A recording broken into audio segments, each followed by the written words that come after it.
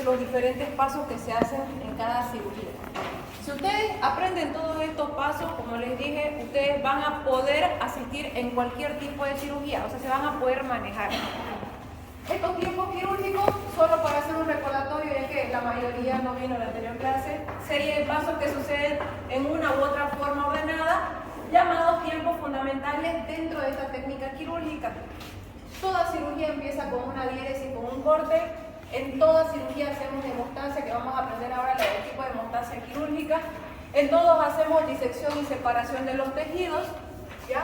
Este es el punto donde vendría a cambiar en el tipo de cirugía, ¿ya? Hasta aquí yo voy a abrir hasta llegar a mi vesícula, aquí saco mi vesícula. Hasta aquí voy a llegar hasta mi masa encefálica para drenar un hematoma subdural, y acá ya lo voy a drenar a mi hematoma subdural. Hasta este punto voy a abrir para sacar para hacer una cesárea. Aquí ya voy a hacer la cesárea propiamente dicha con la histerotomía, y ya después lo voy a cerrar. Y por último, en toda cirugía, una vez que ya se ha hecho el acto operatorio propiamente dicho, hago la síntesis y la sutura. Entonces fíjense ustedes que estos pasos, estos tiempos operatorios se respetan en todas las cirugías. Entonces tenemos que aprender como tal a seguir este orden. Todos dentro del equipo quirúrgico conocen estos pasos o deberían conocerlos para que así el acto quirúrgico sea más coherente entre todos los que están dentro del equipo quirúrgico. De forma rápida, habíamos hablado dentro del primer paso, del primer tiempo quirúrgico, diéresis o corte, ¿no es cierto?, donde hacemos la sección metódica y controlada de las partes. Es el acto de cortar, de seccionar los tejidos, que se puede hacer de forma mecánica por los instrumentos que ya conocemos, el bisturí y la tijera, y también se puede hacer de forma térmica, ya que nosotros sabemos también que dentro de la indumentaria de quirófano vamos a tener el electrobisturí. Y el electrobisturí sí, evidentemente funciona con un tipo de energía eléctrica, ¿no es cierto?, que produce corte de los tejidos y también coagulación, porque tiene dos funciones. Por una parte, y ya lo van a ver, con la función amarilla puede llegar a cortar los tejidos, produciendo una coagulación de las proteínas, y por otra parte también llega a producir una coagulación, que lo vamos a ver en el tema de hemostasia, produciendo deshidratación de los tejidos para evitar que estos sangren, y cierra o produce oclusión de los vasos. En el tema de... Vamos a seguir. Aquí, por ejemplo, también esta parte es importante, no se preocupen que se las voy a pasar igual las diapositivas, ¿ya? Cuando hablábamos de las técnicas de diéresis, no es simplemente que yo agarro y corto. Tengo ciertas técnicas para poder hacer ese corte, porque como ya les decía su compañero, una vez que yo realizo el primer corte en el paciente, no hay vuelta atrás, el paciente ya está cortado. Entonces tengo que asegurarme que ese sea el corte de incisión que yo quería realizar. O sea, no puedo decir, hago una incisión longitudinal, ay, esa no era la incisión, la cierro y hago otra incisión. No, una vez cortado el paciente, toda la responsabilidad recae sobre el cirujano. Entonces tengo que asegurarme cuál va a ser exactamente ese tipo de incisión o ese tipo de diéresis que yo voy a realizar. Por un lado, hay muchas formas en las que yo también puedo prevenir para poder hacer mi trazado de la incisión. Una de esas, por ejemplo, es obviamente todo el corte que yo hago es bajo paciente anestesiado. Esa es una de las cosas que yo tengo que tomar en cuenta. Y por ejemplo, paciente con anestesia general puede ser de que sí, evidentemente, una vez que el paciente se anestesia, cuando vemos la parte de tipos de anestesia, el paciente se duerme y sí, obviamente ahí el paciente no va a tener ningún dolor. Donde tenemos el problema cuando a veces no le agarra, vamos a decirlo de esa forma, que ustedes me entienden, no le agarra la anestesia, es cuando hablamos de la anestesia local o la anestesia locorregional, las peridurales, las raquidias, por ejemplo, que a veces tardan en hacer efecto en el paciente. Entonces hacemos cierto tipo de pruebas, pellizcándolo, por ejemplo, con una pinza anatómica, para saber que el paciente ya perdió la sensibilidad y recién ahí empezar a hacer el corte. Porque ya nos ha pasado alguna vez que a veces cuando no hacemos la prueba y empezamos a hacer el corte, el paciente siente y dice, ah, me duele. Entonces todos volvemos a nos paramos, dejamos el instrumento y esperamos que le haga efecto la anestesia. Algunas veces igual podemos hacer la línea o marcar la incisión. Eso, por ejemplo, lo hacen mucho los cirujanos plásticos. Utilizan un tipo de lápiz especial que no se borra con el agua ni con la asepsia ni antisepsia para poder saber dónde van a hacer exactamente su herida quirúrgica. Nosotros, por ejemplo, utilizamos también, personalmente utilizo el povidina iodado, que mismo que hacemos antisepsia, a veces utilizo la pinza anatómica y hago puntos para saber dónde voy a hacer la incisión. O sea, forma parte también del acto. Por eso que les digo, no es que yo simplemente agarro y hago mi corte con el bisturí. ¿Se pueden colocar compresas o gasas cerca de la zona? Sí, y también mucho va a depender de qué tamaño va a ser mi incisión. Si mi incisión va a ser una incisión pequeña de menos de 6 centímetros, puedo utilizar gasas, y principalmente se utilizan las gasas para separar la zona de corte. Imagínense que voy a hacer una traqueotomía, por ejemplo, colocar un tubo en la tráquea, puedo agarrar para separar el tejido y asimismo esa gasa también me va a ayudar a hacer hemostasia, para limpiar la zona. El empuñamiento del bisturí, que ya lo hemos visto cuando llevamos instrumentación, va a depender del tipo de incisión, del tipo de cirugía que voy a hacer. Si es una cirugía amplia, una incisión amplia, generalmente lo agarramos como un cuchillo. Si es más como, por ejemplo, una incisión pequeñita, más delicada, como la de cirugía plástica, es una incisión en el rostro, por ejemplo, lo voy a agarrar más como un lápiz, algo más fino y más preciso para poder hacer mi corte.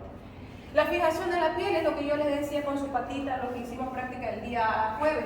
Cuando yo hago la fijación de la piel, eso me ayuda que de alguna forma mi tejido o mi piel o el lugar que voy a cortar esté tenso para que mi incisión sea lo más precisa posible. Porque cuando tenemos pacientes obesos, por ejemplo, o pacientes que han perdido de peso de forma rápida, los pacientes de cirugía bariátrica, por ejemplo, quedan con ciertos colgaditos de piel. Entonces, si yo agarro y no tenso la piel antes de hacer la incisión, mi incisión puede salir con algunas imperfecciones, o sea, no va a salir recta como yo quisiera.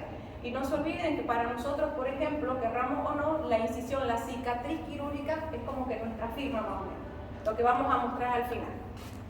Algunos utilizamos pinza de Backhouse, personalmente no la uso en realidad, la uso al final, ya les voy a mostrar cuando lleguemos a la parte de síntesis. Otros utilizan también pinza Doye para agarrar el tejido, jalarlo y poder hacer el corte. La fijación manual es la más fácil porque simplemente agarro con una de mis manos, en este caso mi mano que no es la útil, para mí es la izquierda, jalo la piel y con mi mano derecha, que es mi mano útil, voy a hacer la incisión. Otros utilizan dos pinzas de tampo, ya sean dos Doye o dos Backhouse, y en algunos casos, que les mostré un video también, algunos utilizan un hilo. Hacen como una sutura o un traspaso de la piel que se va a cortar con un hilo grueso, lo jalan para tensar la piel y ahí mismo también hacen el corte. Entonces son formas. En este caso, por ejemplo, también el despegamiento. Eso lo vemos más en los pacientes que son un poquito gorditos y que tienen un tejido adiposo grueso. Se puede hacer con manipulación de pinzas y a veces utilizamos, miren, a esto nos referimos con despegamiento del tejido. Por eso les digo que no simplemente es cortar, nosotros tenemos que pasar varios planos hasta antes de llegar al órgano que se quiere operar. A menos que, por ejemplo, mi órgano sea algo superficial, un lipoma de piel, un quiste sebáceo, un lunar, ¿ya? Un nevo o una hernia que, por ejemplo, la mayoría de las veces no necesita entrar a cavidad abdominal. Siempre es importante hacer la tracción más alta de la piel en la parte media. Fíjense aquí, miren, son dos pinzas Ali elevando el tejido y aquí con el electrobisturí se está separando, se está haciendo el despegamiento para posteriormente hacer ya el corte a nivel de la aponeurosis, que eso ya lo vamos a ir aprendiendo. Y bueno, por último, ya la extirpación de la piel cuando tenemos una piel o una cicatriz que haya quedado circundante ahí. Vamos a pasar esto para que nos dé tiempo. Las técnicas de sección, que también se los voy a dejar para que ustedes lo lean un poquito. Sección magistral, que es la habitual que hacemos, normalmente una laparotomía exploratoria, por ejemplo. Las secciones magistrales leves, que son incisiones longitudinales, solo que más pequeñas.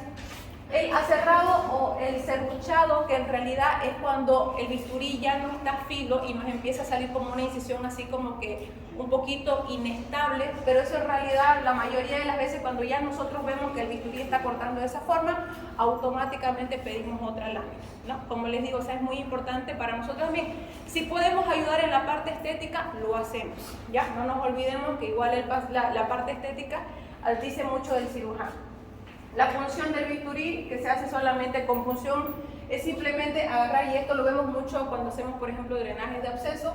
Puncionamos con el bisturí, no sé por qué está funcionando así, puncionamos con el bisturí y una vez que está puncionado con el bisturí, con la lámina, que muchas veces es una lámina delgada, hacemos un corte hacia arriba y luego hacemos un corte hacia abajo para poder abrir y poder drenar el absceso.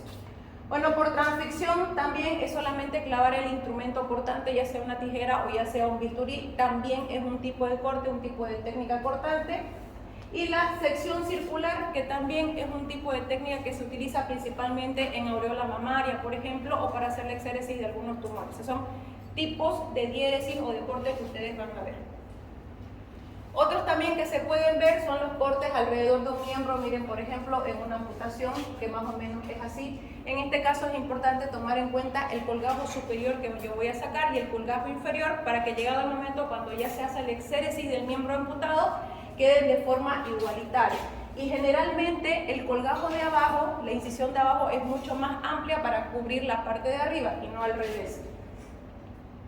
Después la sección con tijera, bueno, no nos olvidemos, la tijera también nos va a ayudar a hacer forma parte de los instrumentos de corte, así que no hay cómo perderse ahí, solo que no lo usamos de forma muy frecuente cuando estamos hablando, por ejemplo, de un inicio de cirugía. La mayoría de las veces directamente hacemos la incisión o la entrada de la cirugía con bisturí frío y no así con tijera, y la tijera ya la ocupamos después durante todo el procedimiento.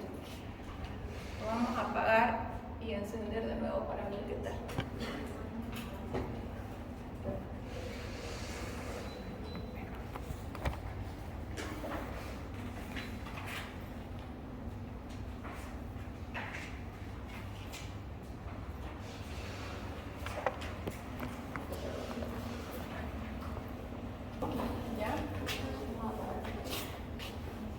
Que van a haber diferentes tipos de incisiones, ¿ya? Aquí vamos a hacer un abdomen. Imagínense que este es el abdomen. Nosotros normalmente lo que más ustedes van a ver son los tipos de incisiones. Si le prendemos la luz, por favor. Abdomen, dentro del tipo de incisiones que ustedes van a ver, vamos a tener incisiones longitudinales, incisiones transversales, incisiones oblicuas de izquierda a derecha o de derecha a izquierda, ¿ya? Entonces mucho va a depender del órgano que vamos a querer abordar. ¿Cuáles son las incisiones más frecuentes, por ejemplo, que nosotros utilizamos? Incisión mediana, supraumbilical. Una parte importante también es que nuestra referencia siempre va a ser el ombligo. Mediana, supraumbilical, mediana, infraumbilical. Vamos a tener también la que viene conjunto cuando son incisiones grandes, que se llama la parotomía exploratoria expandida, que es mediana, supra e infraumbilical. Vamos a tener una incisión pequeñita, que es la incisión una que se utiliza mucho en apendicitis aguda, principalmente en fase 1 y fase 2, que es la incisión de Rocky Baby, que es una incisión transversal de menos de 5 centímetros. Tenemos otra incisión oblicua, que también se llama incisión de McBurney. Tenemos la incisión de Koger, principalmente para cirugía de vesícula. Tenemos las incisiones pararectales, para rectal derecha, para rectal izquierda, ya sea supra e infraumbilical, o solamente sea supraumbilical, o sea solamente infraumbilical. Tenemos también la incisión de Grey-Ward, que es similar a la incisión de McBurney y también es más o menos del tipo oblicua, que se utiliza mucho para hernia. Y otra que seguramente van a ver mucho, que es la incisión, vamos a poner un poquito más abajo acá, ¿ya? La incisión de Van Steel en la famosa cesárea, que es la incisión por debajito de la línea del bikini. Entonces, fíjense, todo este tipo de incisiones, ya que no solamente ojo se aplica a abdomen, lo podemos aplicar en cualquier parte del cuerpo y que mucho va a depender del tipo de cirugía que yo voy a hacer, del abordaje, dependiendo del órgano que voy a operar. Estas incluso incisiones siempre tienen que tenerse en cuenta de que, por ejemplo, si en algún momento la cirugía se me complica, yo tengo que tener la opción de hacer más grande mi cirugía, de abrir un poco más el campo. Entonces también eso va a estar relativo a lo que yo voy a hacer. Ahora, por ejemplo, en cirugía laparoscópica, ¿qué es lo que nosotros hacemos? En cirugía laparoscópica generalmente utilizamos puertos más pequeñitos, ¿no es cierto? Entramos por cirugías umbilicales, que pueden ser de tipo tanto longitudinal como pueden ser de tipo transversal. Hacemos incisiones transversales más pequeñas, por ejemplo, y algunos hacen las mismas incisiones en los mismos lugares, pero de forma más de tipo oblicua. Entonces, mucho va a depender del cirujano, que es lo que habrá. Incluso en el tema de la traqueostomía, cuando uno hace traqueostomía, mucho depende del cirujano. Hay algunos que utilizan incisiones longitudinales y otros que utilizan incisiones transversales. Personalmente ocupo más la transversal porque por las líneas del cuello como que disimula un poco más y es más estética. Entonces también, pero mucho depende. En emergencia, por ejemplo, la estética es lo que menos nos tiene que interesar. En emergencia lo que más nos interesa es salvar la vida del paciente. Entonces hay que tomar en cuenta eso incluso también, si es una cirugía de emergencia, si es una cirugía programada. Por eso es que incluso también en cesáreas, por ejemplo, una de las incisiones que hacen en cirugía de cesárea de emergencia es la mediana infraumbilical. Por eso es que las pacientes aparecen con su incisión, ¿no es cierto?, aquí debajo del ombligo. Pero cuando son cirugías programadas, la mayoría de ellas tiene la incisión de Van Steel. Ahora, otra incisión igual que es bien conocida, las incisiones transversales, aquí tipo boca de horno, que es muy frecuente y se utiliza en cirugías de páncreas, cuando se hacen pancreatectomías, por ejemplo, o cuando se hacen drenajes de abscesos en pancreatitis también. Entonces son cirugías obviamente mucho más grandes, mucho más amplias. Y en caso muy raro, o en cirugías complejas que necesitan hacer 2 o más procedimientos, sí se pueden combinar las, ¿cómo se llama? Las incisiones. Incluso alguna vez nos ha tocado hacer incisiones en forma de T, ¿ya? Una longitudinal, por ejemplo, mediana supraumbilical, y aparte hemos tenido que hacer una T invertida o más o menos una tipo boca de horno y queda como una T. Pero son incisiones combinadas que se hacen obviamente en casos muy extremos y generalmente en casos de emergencia, cuando significa salvaguardar la vida del paciente. Son casos ya muy extremos. Bueno, ahorita nos tocaría avanzar el tema de disección y separación, pero no tenemos para mostrarles. ¿Qué hacemos? Vamos a intentar ver una vez más. Decía los tipos de incisiones. Allá miren la pararectal también. Qué pena. Y esta es la que les comentaba, la tipo Van Steel, que es la que se utiliza mucho para cesárea. Démosle una oportunidad hasta donde podamos llegar, y si no, vamos a tener que completar con un zoom, ¿ya? Los siguientes pasos, o el siguiente paso también que sigue, viene a ser disección, separación y hemostasis. Ahí puede ser como que intercalado. A veces hacemos hemostasia primero, a veces hacemos disección y separación. O sea, no es algo rígido. No sé si me estoy dejando entender. Eso puede variar. Puedo hacer primera incisión, puedo hacer disección, puedo hacer las dos cosas juntas, etcétera, pero forma parte de todo el proceso de los tiempos quirúrgicos. En este caso, antes de pasar a hemostasia, ya que se lo mostré como primero en la flecha, ¿no es cierto?, de los tiempos operatorios, como es más largo y es ahí donde vamos a tomarnos más tiempo, primero quiero hablarles un poco de disección y separación. Ojo, esto no está en su libro, pero forma parte importante de los tiempos quirúrgicos. Disección, acto metódico de separar los elementos. Aquí yo los divido, los voy separando sin necesidad de cortarlos. Ojo, diferente a diéresis. En diéresis definitivamente los corto, los secciono. Aquí no los secciono, solamente los divido o los separo para poder tener las estructuras totalmente aisladas cuando quiero trabajar sobre ellas. Y cuando hablamos de separación, ya estoy hablando de separar correctamente los tejidos, pero con la intención de poder mostrarme el campo donde voy a hacer mi cirugía. Entonces también forma parte, o sea, es un concepto diferente. No me puedo confundir con disección y separación. Por eso es que incluso los mismos instrumentos quirúrgicos que yo utilizo para disección son unos y para separación son otros. Entonces, esas dos cosas las tienen que manejar bien. Incluso fíjense ustedes, miren aquí con disección, acá lo tengo a los dos juntos. Con una pinza puedo hacer la disección del tejido para poder separarlo, individualizarlo, y con otro voy a hacer la separación para poder mostrar mi campo operatorio.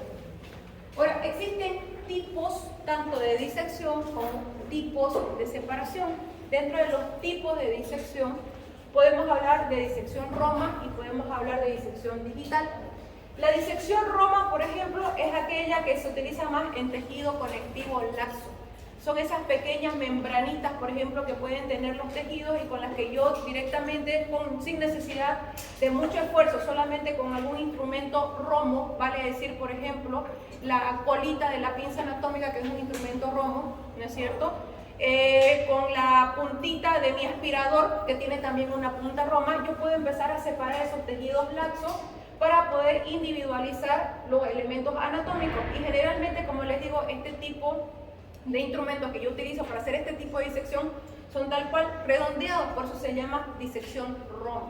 Lo utilizamos también en aquellos elementos o aquellos órganos que son lábiles, hígado, por ejemplo, intestino delgado, intestino grueso, que son elementos que si yo ocupo mucha fuerza puedo llegar a lesionarlos. Y por el otro lado tengo la disección digital, que como dice su nombre, con los dedos. con las manos. Entonces no es más que el hecho de que yo puedo agarrar el tejido y deshacerlo o dividirlo con mis manos, con mis dedos.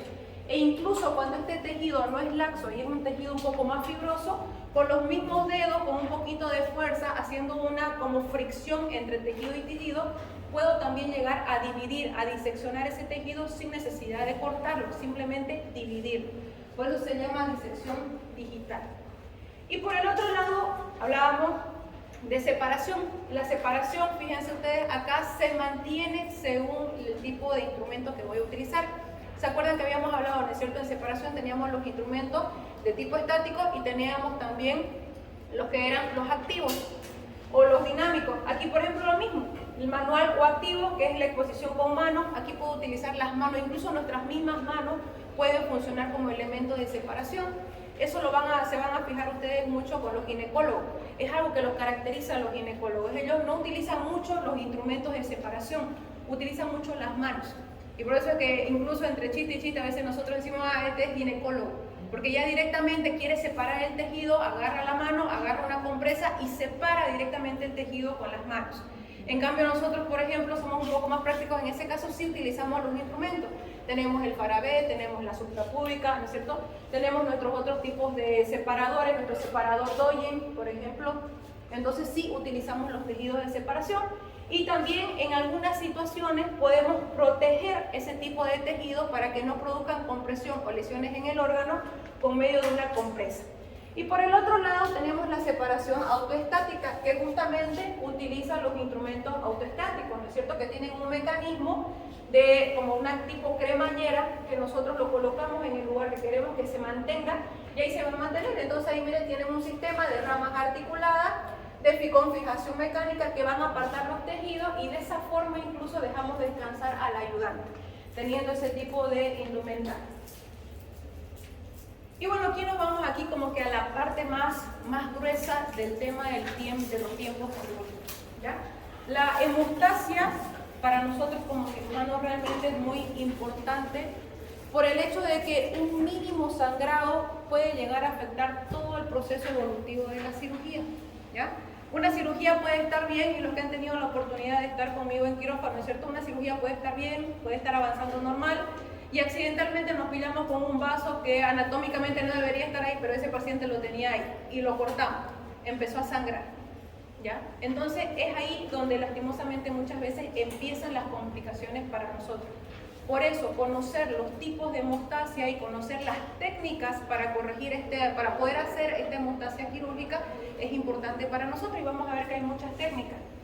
La hemostasia como tal, procedimiento que puede ser instrumental o manual, hablando de hemostasia, ojo, quirúrgica, porque también tenemos la hemostasia natural, ¿no es cierto? La espontánea, la que ustedes han aprendido en fisiología, la que normalmente sucede en nuestro cuerpo, pero ojo, no va a suceder lo mismo todo el proceso de coagulación, que lo vamos a recordar acá, en una cirugía, por ejemplo, donde por accidente laceramos la arteria aorta, un ejemplo. Estoy siendo extrema, ¿no? Porque esos son casos muy extremos, ¿ya? Pero no crean que ahí va a suceder todo lo que ustedes habían aprendido, ¿no es cierto? Que la vía extrínseca, que la vía intrínseca, que el factor tanto, que el otro factor, que lleva el factor 10, vía común, etc. No. Ese tipo de hemostasia sí funciona también paralelamente, pero no funciona para ese nivel de hemorragia. Entonces tenemos que tener en cuenta también esa situación. Una cosa es que haya un sangrado pequeño, donde sí, con una simple compresión, ¿ya? Y obviamente tomando en cuenta que mi paciente tiene un buen estado de coagulación, eso mejore a que yo tenga una hemorragia que sea bastante excesiva y que mi paciente llegue a choquearse. Ya ustedes más adelante van a conocer ese concepto de shock hipovolémico. Los pacientes se mueren de sangrados en quirófano. Así de simple. Entonces tenemos que conocer nosotros obligatoriamente las técnicas para corregir este tipo de sangrado.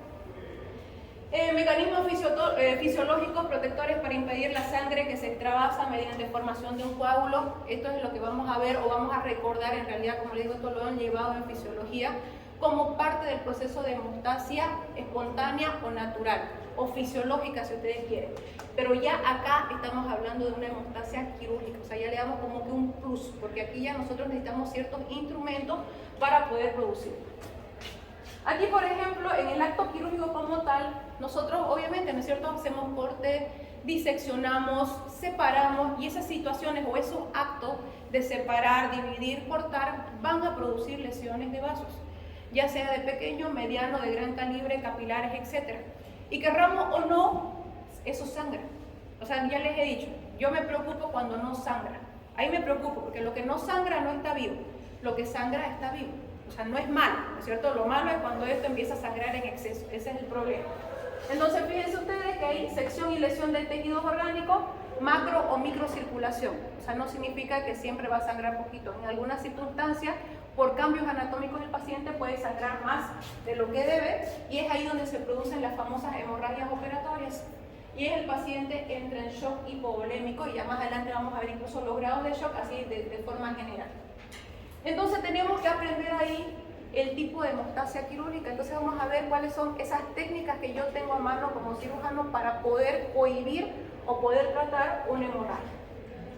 Dentro de los tipos de hemostasia quirúrgica, entonces vamos a ver la temporal y la definitiva, que los vamos a ver más adelante, y vamos a recordar un poquito de lo que es la hemostasia natural, espontánea o fisiológica, que principalmente, por eso les decía, actúa sobre la microcirculación, sobre esos sangrados pequeños, principalmente a nivel de capilares o de pequeños vasos, que se puede llegar a producir, incluso por el mismo corte, en el momento, cuando ustedes se hacen un corte, lo primero que hace es sangrar. O sea, por más que sea un sangrado pequeño, no deja de ser un sangrado. Pero en ese caso, lo que actúa es la hemostasia natural o fisiológica. Pero en sangrados excesivos ya vamos a ir a una hemostasia quirúrgica, obviamente si se produce en quirófano. Entonces, dentro de la hemostasia fisiológica, natural o espontánea, que puede ser cualquiera de los tres, vamos a tener dos tipos. Una que es la primaria y otra que es la secundaria. ¿No es cierto? Dentro de la primaria, para recordar, vamos a tener dos fases. La fase primero de vasoconstricción, donde automáticamente por un efecto reflejo, ¿no es cierto?, el vaso en el momento de que sangra y se produce la lesión del endotelio, ¿qué es lo que pasa? Automáticamente se contrae, a manera de poder detener en una primera instancia, o sea, estamos hablando de segundo, ese tipo de hemorragia o de sangrado que se está produciendo. Y posteriormente va a empezar a producirse la formación del tapón plaquetario. Por eso les digo, o sea, esto lo vemos en la parte de sangrados a nivel de microcirculación. Esto no lo voy a ver a nivel de un sangrado más grande que se puede llegar a producir en una cirugía. Y bueno, en la fase secundaria vamos a ver la formación de fibrina, donde ya prácticamente ese coágulo o ese tapón que se formó en la primera fase, en la fase primaria, ya aquí en la fase secundaria ya se va a consolidar, ya se va a hacer firme y va a evitar de esa forma el sangrado. Entonces, dentro de la fase de coagulación, la vascular, que va a estar relacionada con la vasoconstricción, la plaquetaria, que va a estar relacionada con la formación del tapón plaquetario, y por último, la coagulación plasmática, que va a estar relacionada con la formación de fibrina, donde ya van a actuar como tal todos los factores de coagulación que van a estar implicados tanto en la fase de la vía extrínseca como la vía intrínseca, y obviamente en la fase de la vía común. Entonces, fíjense qué es lo que sucede acá, solo para recordar, porque yo sé que ustedes lo saben. Ya hay una lesión vascular, se produce primero una vasoconstricción refleja, va a haber después una lesión y agregación plaquetaria. Aquí ya vamos a ver cómo actúan algunos de los factores de coagulación, incluido el factor de von Willebrand. Y por último vamos a tener los factores de coagulación que ya van a actuar directamente en la formación de fibrina, dando lugar a la hemostasia natural, fisiológica o espontánea, que obviamente después va a producir la fibrinolisis para dar lugar a la fibrina, que va a completar la fase secundaria o el tipo de hemostasia fisiológica secundaria. Entonces, miren aquí, primera fase, que es la fase vascular, vasoconstricción, estamos hablando de la hemostasia fisiológica primaria. Acá hay un reflejo nervioso vascular y espinal, donde las aminas vasoactivas, principalmente la serotonina, va a producir ese reflejo de que esto se contraiga, ¿ya? El hecho de contraerse significa cerrarlo, disminuir, así como lo ven ustedes, disminuir la longitud, o no es la longitud, el diámetro, o la luz, exactamente, la luz del vaso. ¿Para qué? Para que eso produzca como que un cierre, obviamente un cierre que estamos hablando de segundos, para ir disminuyendo el sangrado de ese vaso. Ojo, de nuevo, microcirculación, aquí estamos hablando de vasos pequeños, ¿verdad? Disminuye la luz del vaso, el volumen de salida de sangre también va a disminuir al mismo tiempo gracias a la serotonina. aquí ya va a dar inicio a la segunda fase, que va a ser la fase plaquetaria, donde gracias al tromboxano A2 que se está liberando justamente por este proceso de vasoconstricción refleja, y obviamente ya empieza a formarse toda la adhesión del colágeno, la liberación de las endotelinas, etc. Luego vamos a tener la fase también dentro de la fisiológica primaria, como lo habíamos dicho, la fase plaquetaria, donde ya hay la formación del coágulo. Aquí, por ejemplo, hay una lesión de la túnica íntima, ¿no es cierto?, de la que estábamos hablando anteriormente, donde se va a exponer el colágeno.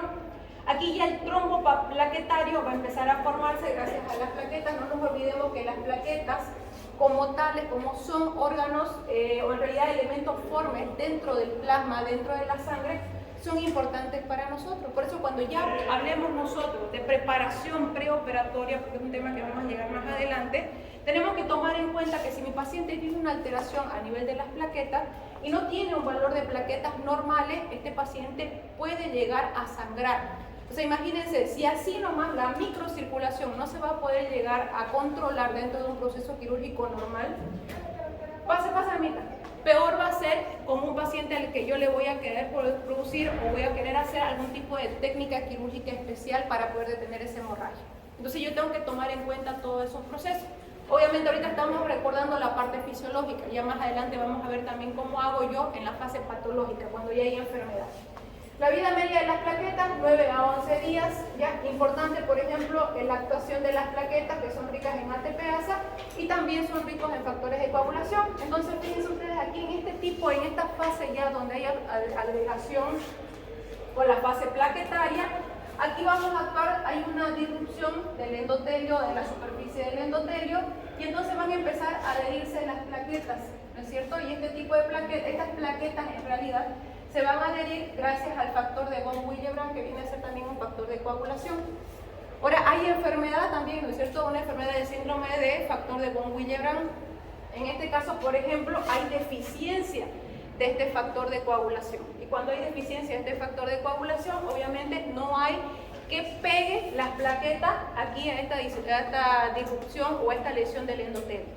Entonces es otro problema que nosotros tenemos cuando el paciente tiene este problema. Tenemos que transfundirle factor de von Willebrand, porque también ahora, hoy por hoy, ya lo tenemos también para transfundir. ¿Tendría que entonces el paciente empezaría a sufrir hemorragia? Claro, puede sufrir una hemorragia. O sea, es un paciente que si yo lo tengo que operar. Ahí ya vamos a aprender más adelante porque hay factores que hay que tomar en cuenta. ¿Ya? Una cosa es que el paciente entre por emergencia y que sea un riesgo de vida, donde yo voy a tener que suplir probablemente no con factor de von Willebrand, porque el factor de von Willebrand para transfundir es caro, por ejemplo, y no se consigue en cualquier lado, lo tengo que hacer con anticipación. Lo que puedo hacer es transfundirle simplemente factores de coagulación, o sea, plasma, solo plasma fresco congelado. Pero eso me va a ayudar a que el paciente por lo menos me supere la cirugía o me soporte la cirugía. Pero ya, por ejemplo, en una cirugía programada, tengo tiempo para trabajar con mi paciente, para programarlo, para darle el factor de Willebrand que necesita y ya poder operarlo sin ningún tipo de complicación o con menos probabilidad de complicación. Entonces esas circunstancias ya las vamos a ver más adelante. Ahorita quiero que recordemos un poquito acerca de la hemostasia como tal. Y por último, en la fase 3, que es la fase de coagulación plasmática, donde ya hay la formación de fibrina, fíjense aquí ya se va deshaciendo ese coágulo que se formó por la adhesión plaquetaria y se va restableciendo directamente el flujo sanguíneo. Aquí tenemos todo el tapón plaquetario que se fue produciendo, ¿no es cierto?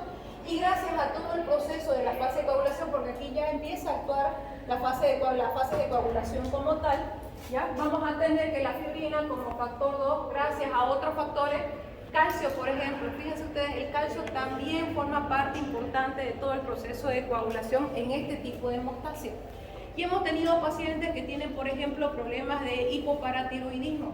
Y los pacientes con hipoparatiroidismo generalmente son pacientes hipocalcémicos. Entonces ahí también tenemos un problema con este tipo de pacientes porque tenemos que regular ese calcio y tenemos que darle cloruro de calcio o gluconato de calcio en realidad para poder mejorar ese calcio que el paciente tiene para poder evitar hemorragias. Entonces fíjense ustedes, en cada una de las fases que nosotros vamos viendo, el paciente puede tener algún tipo de deficiencia y esas deficiencias pueden alterar el proceso de coagulación y por tanto el proceso de hemostasia. La protrombina, gracias al calcio, se va a convertir en trombina, el cual va a actuar sobre la fibrinasa, o en realidad va a activar la fibrinasa, y esta esta fibrinasa va a producir que este fibrinógeno se convierta en monómeros de fibrina. Aquí nuevamente, gracias al calcio, esos monómeros de fibrina se convierten en fibras de fibrina propiamente dicha, que van a ir y van a producir que este coágulo sea más duro, ¿no es cierto? Sea un coágulo más rígido y evite de esa forma el sangrado. Para recordar también factores de coagulación, esto se los dejo a ustedes ya para que lo puedan recordar nuevamente, los factores de coagulación. Esto sí me interesa mucho. ¿Por qué? Porque para nosotros dentro de la cirugía colorectal, ¿ya? Fíjense ustedes, los factores de coagulación como tal también se pueden dividir en grupos funcionales. Estos grupos funcionales, principalmente, fíjense, allá el grupo que es vitamina K dependiente, y lastimosamente a veces tenemos también pacientes con déficit de vitamina K. No nos olvidemos que la vitamina K puede ser absorbida a nivel intestinal y también puede ser absorbida a través de los nutrientes. Nosotros consumimos nutrientes y esa vitamina K e incluso también por las bacterias que son producidas a nivel del intestino. Es por eso que aquellos pacientes, por ejemplo, que tienen diarrea prolongada, generalmente tienen problemas también de coagulación. Son pacientes que les salen petequias, son pacientes que sangran, que tienen equimosis, que tienen hemorragias nasales, que tienen sangrado a nivel de las heces, ¿ya? Gracias, a nivel de las heces. Entonces son situaciones que también nosotros tenemos que mediar y valorar. Eso ya lo vamos a ver cuando hablemos de la historia clínica. ¿Cuáles son estos factores? Vitamina K de la se nos va a ver su papá. El 9, el 10, el 2 y el 7, que generalmente coinciden con la fase o con la vía común, tanto intrínseca como extrínseca. Cofactores, no nos olvidemos que todo nuestro cuerpo también funciona gracias a los cofactores. Y en este caso, los cofactores principales que actúan como factores de coagulación, el 5 y el 8. Como sistema de contacto vamos a tener el 11, vamos a tener el 12 también. Y también, los factores de coagulación dentro del grupo relacionado con fibrina, el 1 y el 13, porque van a ser los que van a actuar justamente en la última fase de la formación de protrombina o de fibrina. Entonces miren aquí lo que estábamos hablando, vamos a tener una vía intrínseca, una vía extrínseca y una vía común, ¿ya? Y acá yo les voy a mostrar por qué estuvieron aprendiendo todo esto en fisiología. Ahora ya le van a pillar la funcionalidad de por qué tuvieron que aprender todos los factores de coagulación. Si bien en la vida real es mentira que yo voy a estar, es este factor, este otro factor, no. Ya, yo directamente, ya les voy a mostrar más adelante, me voy a ir a los laboratorios que yo utilizo, porque hay muchos laboratorios relacionados con el tema de coagulación, que es el coagulograma en general. Y ahí ya voy a decir por qué cuando ustedes tengan su internado van a decir, ¿por qué la doctora León pide tanto TP? ¿Por qué pide tanto tiempo de protrombina? ¿Cuál es la función del tiempo de protrombina? ¿Ya? Y justamente está relacionado con esto. No nos olvidemos que dentro de la vía intrínseca, esta actúa a nivel de la superficie de contacto y no siempre por algún proceso de lesión. En cambio, la vía extrínseca casi siempre se activa por un daño tisular. Y querramos o no, la cirugía viene a ser un daño tisular que nosotros estamos causando. Entonces esta vía extrínseca ya se activa directamente con este factor estable que es el factor 7 activado. O sea, solo necesita un escalón para poder activar después de eso el factor 10, que es donde ya empieza directamente la vía común. Para que empiece a funcionar lo que estábamos viendo hace rato, protrombina, trombina, hasta que llega a convertirse fibrinógeno en fibrina, ¿no es cierto? En cambio, fíjense ustedes acá, la vía intrínseca es mucho más larga, porque necesita activar mucho más factores antes de llegar al factor 10, que es la vía común. Entonces, nosotros, por ejemplo, cuando solicitamos tiempo de protrombina, ¿qué es lo que más solicitamos? Es justamente por eso, porque el tiempo de protrombina nos muestra las características de mi vía extrínseca. Si mi vía extrínseca está alterada por el tiempo de protrombina, significa entonces que el paciente va a tardar más en hacer coagulación. ¿Eso qué quiere decir? Que tiene más riesgo de sangrado. Por eso es que yo pido más el tiempo de protrombina, porque sé que en menor tiempo me va a avisar si mi paciente va a sangrar o no va a sangrar. Eso se los voy a mostrar aquí, pero vamos a ver un videito solamente para que recuerden esta parte.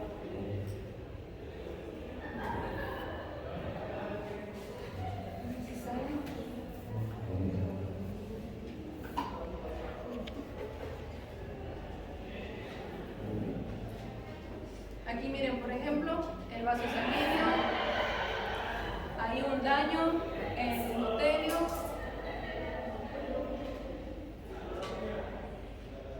Ya van a empezar a aparecer, a juntarse más las plaquetas. ¿Qué es eso? La vasoconstricción que se produce exactamente en la primera fase. Ahí empieza ya a aparecer el factor de von Willebrand, que es como el pegamento de las plaquetas más o menos a la lesión endotelial. Y ahí miren, empiezan a unirse las plaquetas para empezar a reforzar o a formar ¿qué cosa? El tapón plaquetario, ¿no es cierto? Gracias a la serotonina, al ADP y al tamoxano A2, eso llama a más plaquetas todavía. O sea, es como un tipo de ¿qué cosa? Retroalimentación, ¿no es cierto? Más plaquetas aparecen, más serotonina, más ADP, más tamoxano y al mismo tiempo más plaquetas.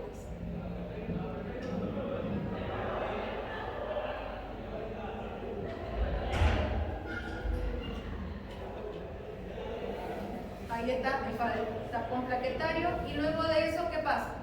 Empieza la fase 3, ¿no es cierto? La misma formación del tapón plaquetario y empieza a producir los factores de coagulación. O sea, ya las fases de coagulación se van activando ahí. El factor 3, al calcio, gracias al calcio activa el factor 7. Aquí miren el factor 10, aquí tenía la vía extrínseca más cortita de este lado, de este lado la vía extrínseca y de la vía de allá la vía intrínseca, extrínseca.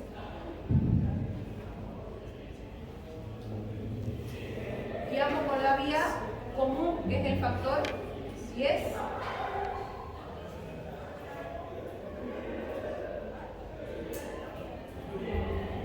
Que van a dar lugar, miren, a la activación de la protrombina. La protrombina va a activar la trombina y la trombina va a activar la enzima trombinasa para que active el fibrinógeno en fibrina y ya con eso, miren acá, se consolide prácticamente el tapón plaquetario, o sea, ya sea un coágulo firme como tal.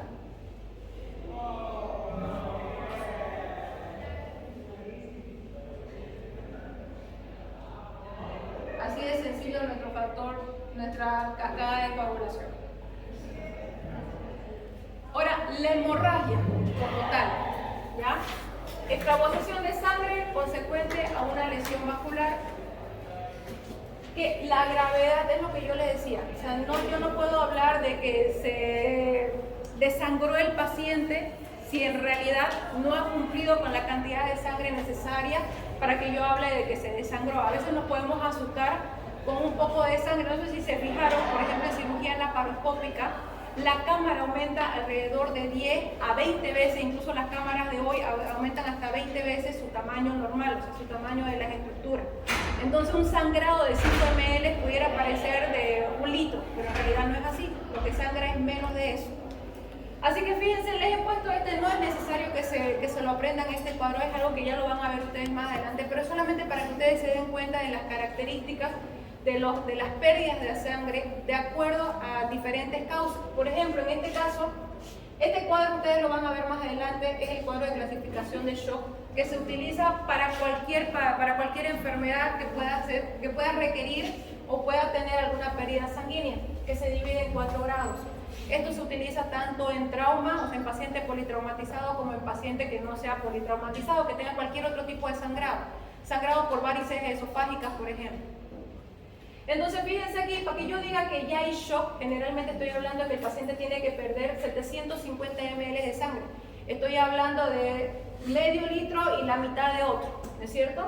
Aquí en el grado 2 tiene que perder de 750 a 1500 para que yo hable de grado 2, de 1500 a 2000 para que hable de grado 3 y más de 2000, aquí ya hablo de un grado 4.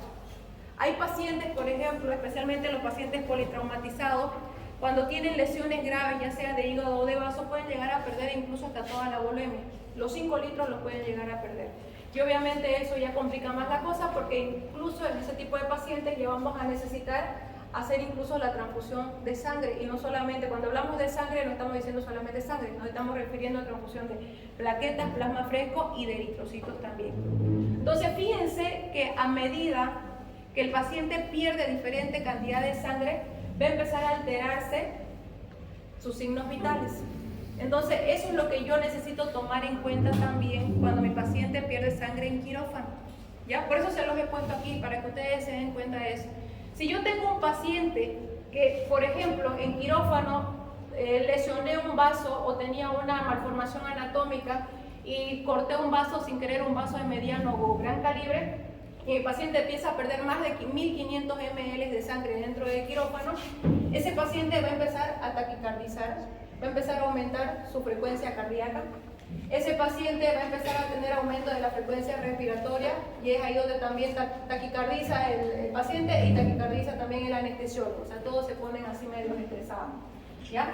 El paciente va a empezar a orinar menos.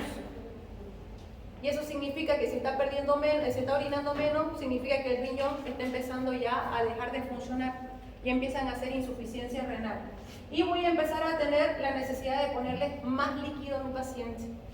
Y así sucesivamente. Fíjense, un paciente que pueda llegar a perder dentro del quirófano más de 2000 ml, ya son pacientes que prácticamente se ponen hipotensos o a veces ni siquiera se percibe la presión arterial.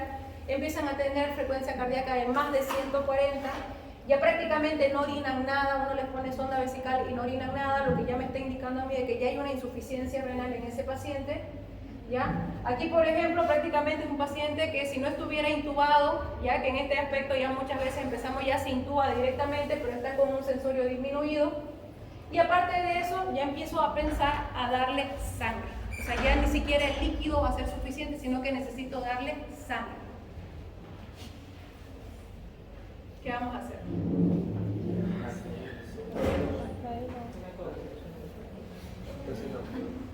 Bueno, quiero que tomen en cuenta esto, porque es importante que yo tenga que manejar la hemorragia dentro del quirófano por esto, ¿ya? Porque a medida que mi paciente pierde sangre, también se va deteriorando. O sea, no significa que mi paciente solamente pierde sangre y ahí quedó todo, no.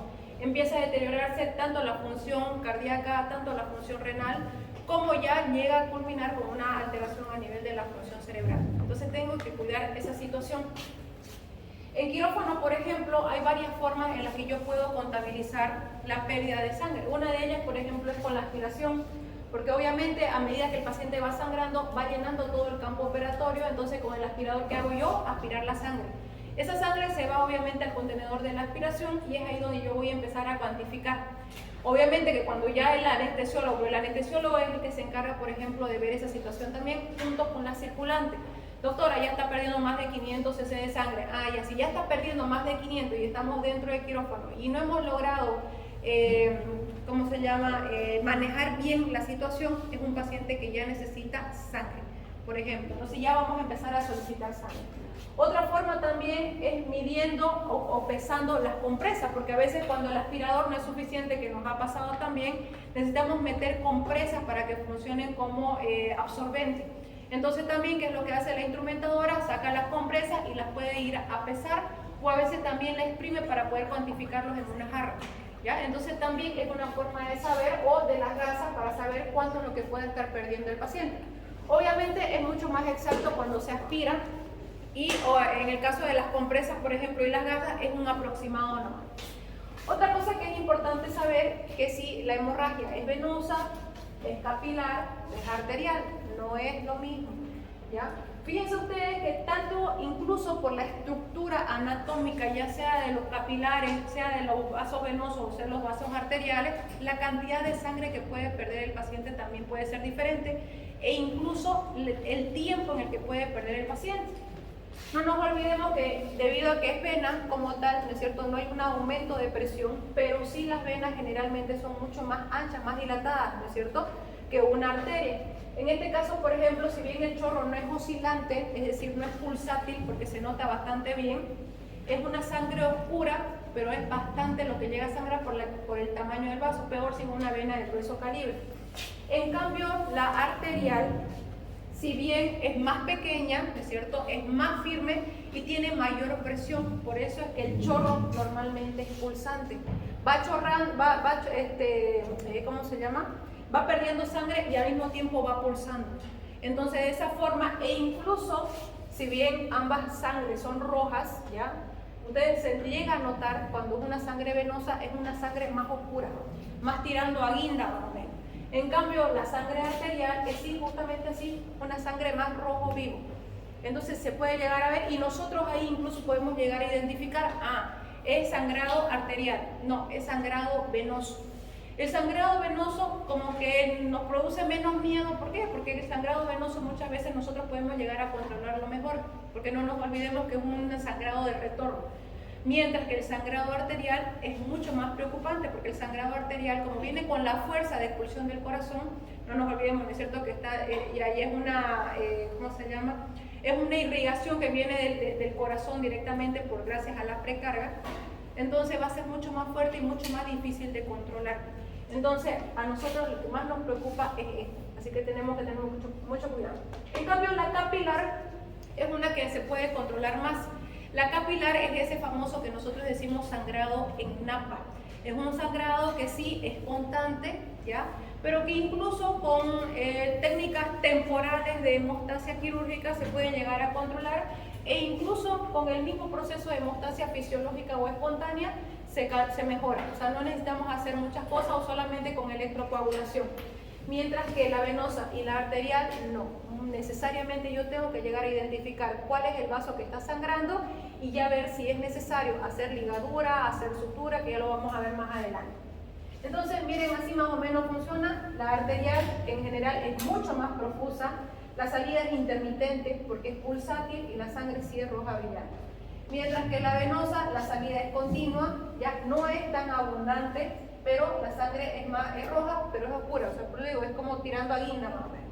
Y en cambio el capilar es una sangre que es en poca cantidad, por eso se llama sangrado en napa. Mancha, llena toda la zona, pero de forma, en pequeña cantidad y de forma paulatina. Entonces es algo que también se puede llegar a controlar. Ahora, es aquí lo que yo les decía, que esto es importante también, que ustedes conozcan, lo van a conocer también, o lo vamos a volver a repetir cuando hablemos del preoperatorio, que son las pruebas de laboratorio que se ven para poder controlar la hemostasia de los pacientes. Aquí, por ejemplo, lo que yo les decía, las plaquetas, ¿ya? Las plaquetas generalmente ya vienen incluidas en el hemograma, ¿no es cierto? No sé si ya han visto un hemograma. Sí, ¿no ven? ¿No es cierto? ¿Qué vemos en el hemograma? Los eritrocitos. Eritrocitos, la serie roja, ¿qué más? Serie blanca, ¿qué más? Plaquetas, ¿qué más? Hemoglobina y hematocrito, ¿no es cierto?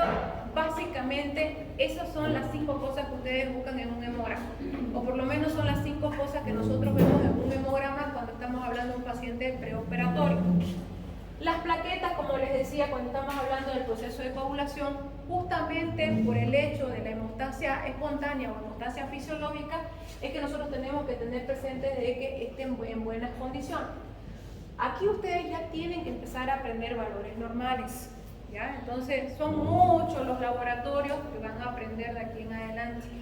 Y por ejemplo, para nosotros un punto bien importante es el tema de la coagulación. O sea, todos estos laboratorios, plaquetas, tiempo de sangría, tiempo parcial de tromboplastina, tiempo de trombina, tiempo de protrombina que está en la siguiente diapositiva, ya todos esos forman parte del coagulograma, ¿ya? Si bien igual para su tranquilidad los laboratorios, por ende, vienen con su valor normal al lado, ¿ya? Porque eso es de referencia. Todo laboratorio que ustedes soliciten va a venir con un valor de referencia, se los aseguro. O sea, no es que ustedes van a adivinar. Y eso es debido a que cada laboratorio utiliza diferentes reactivos para poder hacer esa prueba de laboratorio. No es que el laboratorio A y el laboratorio B utilizan el mismo reactivo. Utilizan diferentes reactivos e incluso diferentes técnicas. Y por eso su valor de referencia puede ser diferente. Por eso es que nunca hay un valor de referencia así, el único, no, hay parámetros, ¿no es cierto? Decimos, puede ser de 150.000 a 300.000 de plaquetas por milímetro cúbico, el valor normal, pero para otro laboratorio puede ser de 150.000 a 250.000. Si mi referencia, mi laboratorio está dentro de ese parámetro de ese laboratorio, está bien. Porque ese laboratorio utilizó una técnica especial para poder hacer ese laboratorio, no sé, para hacer esa prueba, no sé si me estoy dejando entender, ¿ya? Entonces, de todas formas, siempre es importante que uno sepa los valores normales.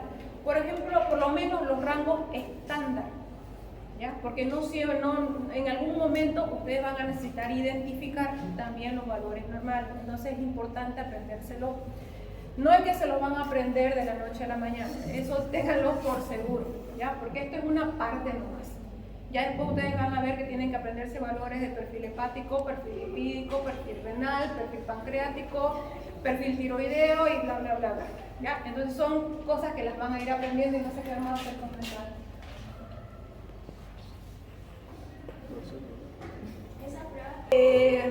No, es que el tema es de que, por ejemplo, para donación de sangre, generalmente, ¿qué es lo que te mide más? Depende si vas a ser el donador o si vas a ser el que recibe, el transfundido. Generalmente, cuando es el donador, solamente lo principal que le piden es obviamente la hemoglobina para ver si el paciente no está anémico, porque si el paciente está anémico hay parámetros, hay criterios, ¿no es cierto? Que pese más de 50 kilos, que tenga más de 18 años, que no tenga enfermedades de base, entre ellos obesidad, que no sea mayor de 60 años, paciente que no tenga enfermedad infecciosa como Chagas, VIH, hepatitis B. Entonces esas son las pruebas. Pero por ejemplo en este caso del tiempo de coagulograma, más lo utilizamos en la parte de cirugía o también en paciente crítico que necesita hacerse algún tipo de procedimiento que va a ser invasivo. Una vía central, por ejemplo, es un procedimiento invasivo. Colocación de un tubo de tórax es un procedimiento invasivo. Hacer una punción o un corte para tener un absceso es un procedimiento invasivo. Entonces, por más pequeño que sea, yo necesito saber mínimamente si mi paciente tiene o no tiene problemas de coagulación.